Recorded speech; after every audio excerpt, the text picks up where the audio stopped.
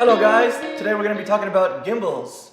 Matt, you're welcome to take the lead. Let us know what these gimbals are. Alright, so today we have 3 different gimbals for you guys at 3 varying price points. Starting with the most expensive on your left, we have the DJI Ronin-s. Very big brand, very renowned gimbal. Comes at a high price point. Coming in at a few $100s less, we have the MOZA AIR on your right. Let's see how much a few $100s makes in terms of motorized gimbals and how much the quality differs. And then in the middle, we have an Amazon special in the Neewer off-brand Glidecam. We're gonna put all the links to these in the description below, so at the end of this video, you guys can pick which one you found was the best for your particular budget. So with that being said, we're going to do 3 things today. We're going to do an unboxing of these gimbals. Next, we're going to do a side-by-side comparison for you to see what the footage looks like. And then Matt and I, we're going to discuss our opinions and thoughts about these and let you know what our top picks are. So with that being said, links in the description. Let's get started. Alright, so let's start by taking a look at the MOZA AIR. It comes in this great Pelican case, which is different than the DJI. I'm not going to say it's lower quality. The DJI's is kind of the styrofoam. This one is a more standard plastic Pelican case with this padding inside. Looking at it to assemble for the first time, there's a lot of parts in here. It might be a tiny bit daunting, but let's go through it. What you're going to start with is the 3-axis part right here, and plug in the bottom part of the handle, which holds 3 batteries of this size, obviously included in the kit. And we're going to thread this on. These threads don't feel like the finest machined threads, I'm not going to lie. It feels a little rough around the edges, but overall the build quality feels solid. It has a nice rubberized grip all around. And as you can see, in screwing that on, we have a DJI Ronin-s form factor. Now, what makes this the MOZA AIR Cross is the addition of this wide grip that you can clip on right like this. I'm going to try not to be too loud and aggressive with this. Tighten that up, you don't want these coming loose. And there we have it. Here's the MOZA AIR Cross. On the side, we have our joystick and our power button, just like on most gimbals for your cell phone or the bigger ones like the Ronin-s. Some tips, you really want to be sure to get these nice and tight. I've had it where I'm using this before and they kind of torque side to side like this. So the tighter you can get it, the better. You're never really in a position where you're going to be doing that, but overall, really good build quality. It doesn't quite stand up to where the DJI Ronin-s is in terms of build quality. Much lighter. We'll see how that plays out in the stability test to come. Okay, so here we have the Ronin-s. It comes with a nice durable case. It is styrofoam, so it's different than the Pelican case of the MOZA AIR. But nonetheless, it's durable and holds everything together. You see it all right here. Now, what I've noticed with the Ronin-s is it's super easy to set up. You're going to want to start with this tripod-like base, and then you just attach it very simply to the grip portion right here. And what this allows for is a very easy setup. That way you won't be moving it around, and you can actually, just from the start, place it down. No hassle.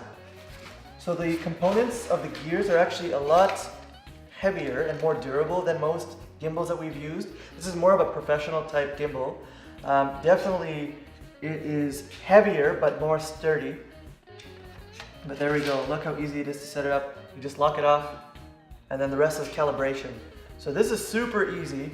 I've definitely noticed it's a better grip. It has this ribbed texture, so when you're doing the long shoots, you can definitely hold it longer and it just feels nice in your hands. Compared to the different gimbals like the MOZA AIR, this has a single point of contact where you're holding it. It's not double axis, although you can buy those attachments.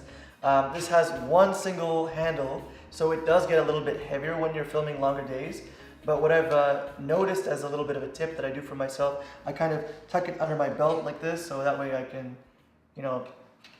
use some of the weight right over here and it's not as heavy.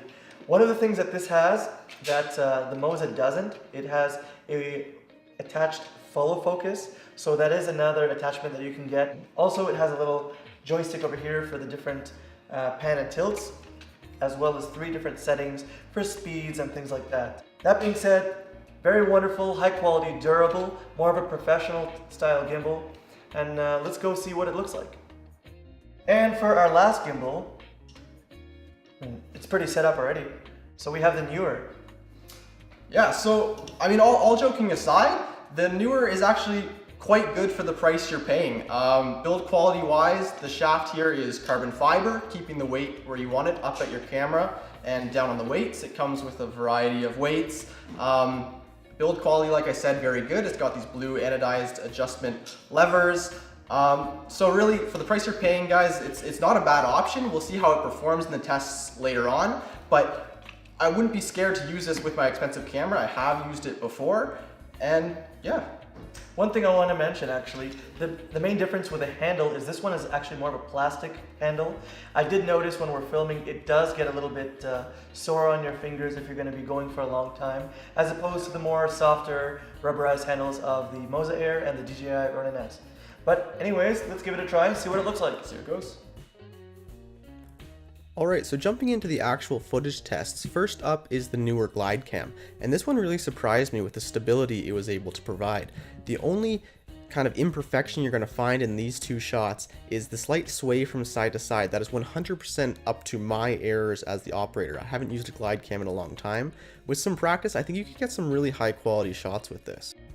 Now, moving on to the mechanical gimbals, first up was the cheaper option in the MOZA AIR, and this was far easier to use. I didn't have to focus on stopping it from swaying side to side, and what this allowed me to do was actually pay far more attention to the framing of the shot, which is really nice, keeping AZ dead center and keeping my distance consistent. I wasn't paying as much attention to the stability as I was when using the Neewer. So this was really nice. This footage looks fantastic. Now, moving on to the most expensive option in the DJI Ronin-s, I would challenge anyone to notice the difference between the MOZA and the DJI in these full frame comparison shots. The one thing I will mention is that the overall weight of the DJI certainly made it feel more stable in my hands. The MOZA is overall a lighter rig, and I could feel it kind of jittering around a bit in my hands with each step, but the only way to really see that is in these comparison shots here. So going from left to right, cheapest to most expensive, you can see again that side to side sway with the Neewer, but the MOZA and DJI are really close. Even in this comparison, I struggle to see the difference. However, if you pay attention to the top left corner of the frame where the ceiling tile meets the wall, you can see that slight jitter in the MOZA.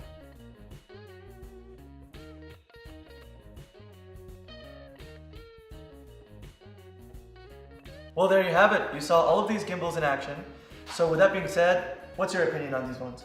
Yeah, I mean, you guys saw the footage. I think you'd agree the Ronin-s had a slight edge, followed very closely by the MOZA. Steadicam, as you saw, definitely dependent on the operator. It was smooth, but slight drifting from side to side. So you're gonna have to take some practice. But if you get it down, you can save yourself a few $100.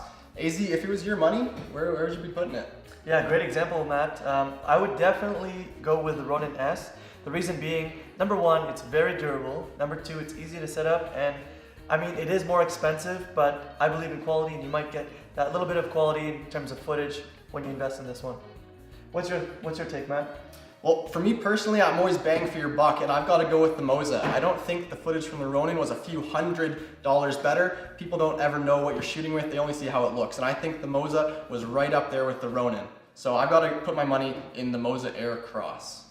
So with that being said, we thank you again for watching. Remember, the links are down below. You can get these bad boys delivered right to your door and get that smooth footage.